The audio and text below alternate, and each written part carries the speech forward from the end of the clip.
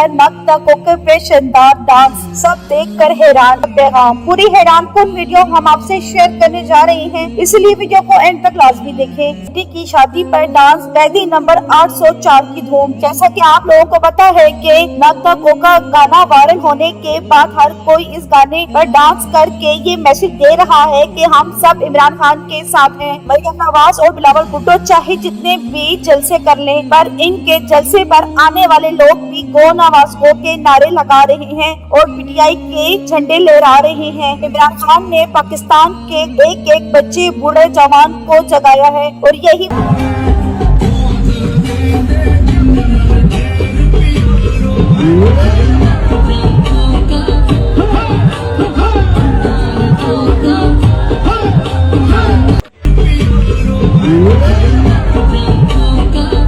नीचे मोहब्बत का वीडियो बनाई से प्यार करते हैं शहर सियालकोट और इमरान रहेगा इंशाअल्लाह। इमरान जल्दी बाहर आएंगे इंशाअल्लाह ताला।